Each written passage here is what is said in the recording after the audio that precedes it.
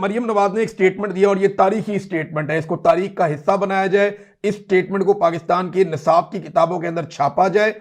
और याद रखिएगा ये बिल्कुल वैसा ही स्टेटमेंट है जो एक मलका ने दिया था कि अगर लोगों को रोटी नहीं मिल रही तो उन्हें केक खिलाओ, अगर ये लोग रोटी महंगी होगी है तो इनको ना केक खा लें, एक मलका ने कहा था। तो रूम जल रहा था, नेहरू बांसुरी बजा रहा था। ऐसे बहुत सारे जो है वो दुनिया के अंदर हुक्मरान आए जिनकी बातें मिसाल बन गई। आज मरियम नवाज ने एक स्टेटमेंट दिया, ये स्टेटमेंट इस खानदान की असल शक्ल है, इस खानदान का असल चेहरा ये स्टेटमेंट है। इस स्टेटमेंट से इस खानदान की या शरीफ खानदान की मेंटेलिटी का पूरा निचोड़ निकल आता है।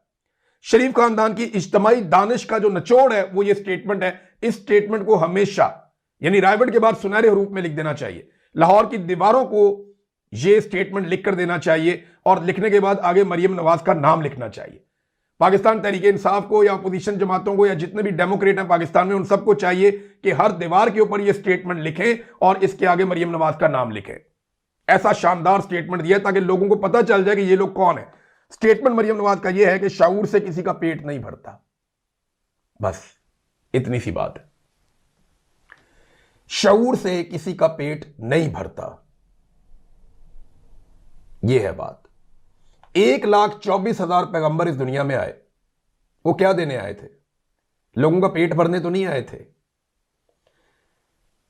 पेट तो अल्लाह भरता है, वो लोगों को शऊर देने आए थे। जितने औलिया इकराम ने काम किया, जितने लोगों ने दीन की तबलीग की, जितने लोग हक के लिए खड़े हुए, वो रोटी के लिए तो नहीं लड़े थे, शऊर के लिए लड़े थे। यजीद के मुकाबले में जो अहले बैत निकले थे वो खाने के लिए तो नहीं लड़ रहे थे, शऊर था। एक लड़ाई थी उसूल की।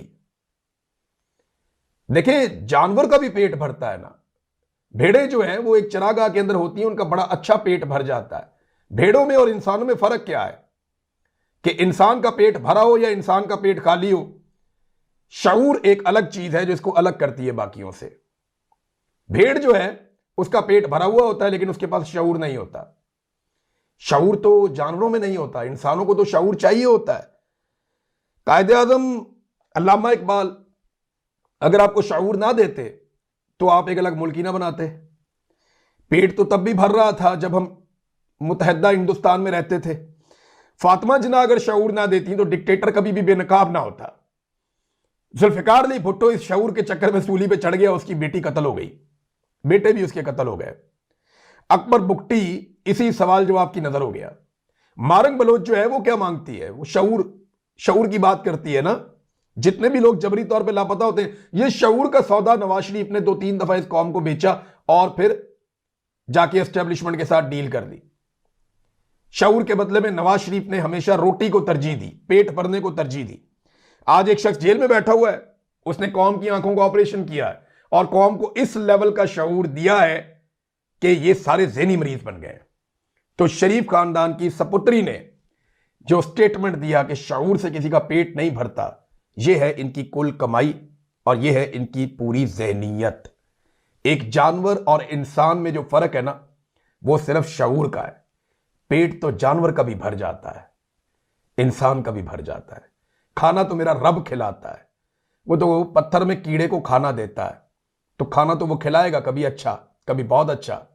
लेकिन शऊर जो है वो मेरे रब की वो नेमत है जो सिर्फ अशरफुल मखलूकात इंसानों को मिली है और आप इंसानों को जानवर बनाना चाहते हैं।